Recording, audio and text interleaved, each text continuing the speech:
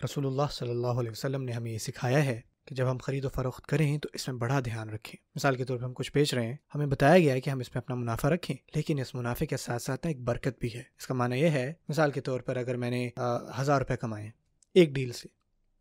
جس نے مجھے وہ پیسے دیے ہیں اس نے دل سے دیے ہیں، وہ خوش ہو کے گیا مجھ سے۔ اگر یہ معاملہ ہے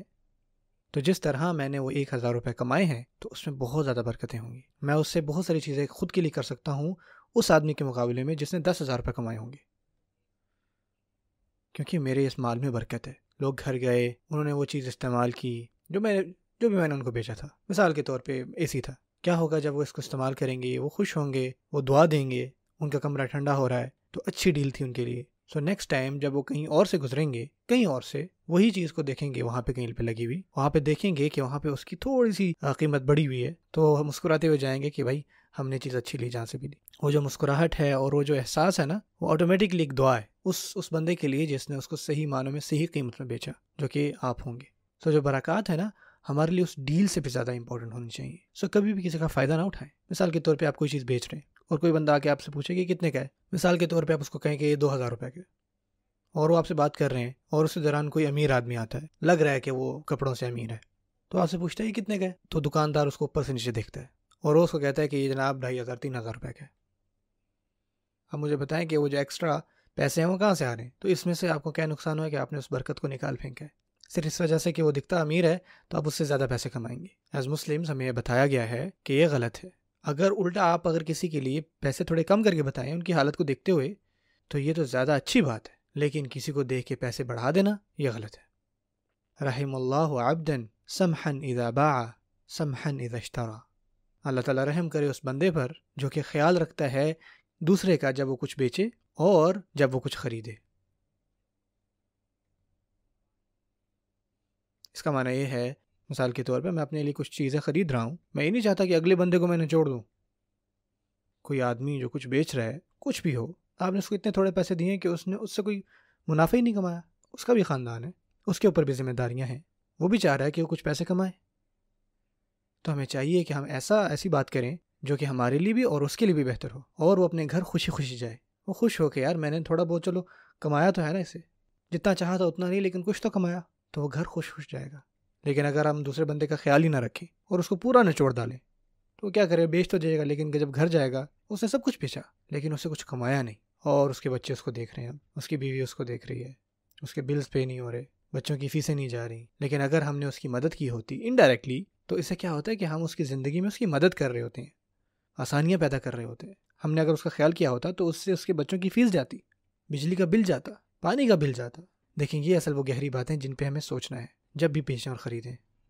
لوگوں کو دیکھیں، لوگوں کا احساس کریں، احساس ہو کہ یار اس بندے نے بھی اپنے گھر چلانا ہے، میں کیوں اس سے اتنی بحث کروں، میں یہ چیز لے سکتا ہوں آرام سے، تو کیوں اتنی بحث کروں؟ اگر آپ ایسا نہیں کریں گے تو ایک جو انسانیت کا لنک ہے نا وہ ڈسٹرائے ہو جائے گا، اور ہمارا اپنے رب کے ساتھ بھی معاملہ خراب ہوگا، صرف کس وجہ سے جی ہم نے ایک پیسہ بچایا، ایک پیسہ کمایا۔ اور اسی وجہ سے اللہ تعالیٰ اپنے قرآن مجید میں فرماتے ہیں یہ جو بزنس ہے جس میں ہم ایک دوسرے سے معاملہ کرتے ہیں، ہم ایک دوسرے کو دھوکہ نہ دیں۔ وَيْلٌ لِّلْمُطَفِّفِينَ، تباہی ہے ان لوگوں کے لیے جو ناپ تول میں کمی کرتے ہیں،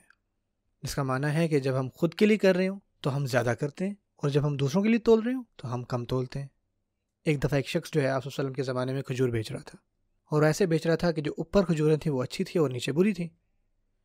سو لوگ جو ہے اسے خرید رہے تھے، اوپر والی کھجوریں دیکھتے تھے اور نیچے والی نہیں دیکھتے تھے، ٹھیک ہے نا، اوپر سے تو سب ٹھیک تھیں۔ تو آپ صلی اللہ علیہ وسلم وہاں آئے، جب انہوں نے ہاتھ ڈالا تو انہوں نے دیکھا کہ نیچے سے کھجوریں ساری گیلی ہیں، لیکن جیسے ہی لوگوں کے پاس وہ کھجوریں جا رہی ہیں، اور معاملہ ایسا تھا کہ جب وہ کھجوریں بیچتا تھا تو وہ نیچے سے نکال کے دیتا تھا، تو رسول اللہ صلی اللہ علیہ وسلم نے اس بندے کو خبردار کیا، اور یہاں پہ وہ حدیث آئی من غشنا فلیس منا، جس نے ملاوٹ کی وہ ہم میں سے نہیں ہے۔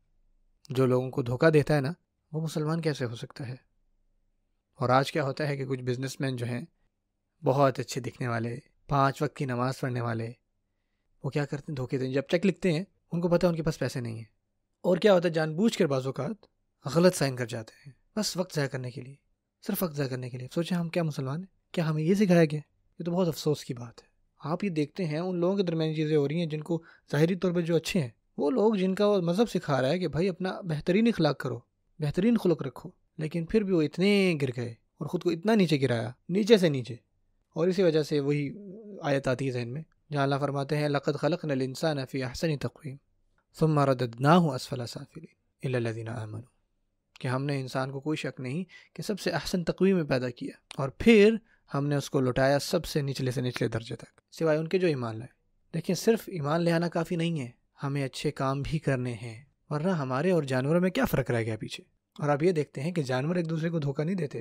اتنا جتنا ہم ایک دوسرے کو دیتے ہیں۔ اور اس وجہ دیکھتے ہیں آپ کو کوئی کسان کبھی ملا نا گاؤں وغیرہ میں، جب وہ صبح صبح آ کے اپنے جانوروں کو کھانا دیتا ہے تو ان جانوروں کو اتنا اس سے محبت ہو جاتی ہے اس کسان سے کہ جیسے ہی وہ دیکھتے ہیں کہ وہ سارے بھاگے اس کے پاس جاتے ہیں۔ ہمارا کیا معاملہ ہے؟ ہمارے ایسے تعلقات ہونے چاہیے اپنے بھائیوں میں، بلکہ اس سے بھی بہتر اپنے ساتھیوں کے ساتھ۔ جب لوگ آپ کی شاپ سے گزریں، وہ چاہیں کہ وہ آپ کو سلام کریں، آ کے وہ آپ کے بارے میں اچھی باتیں کہیں دوسروں کو۔ آج کیا ہوتا ہے کہ لوگ کہتے ہیں بھائی اس بندے سے بچنا، ٹھیک ہے نا، اس سے بچ کے رہنا، بس دیکھنا بھائی وہ بہت لوٹتا ہے لوگوں کو، ٹھیک ہے نا، خیال رکھنا اس بندے کا۔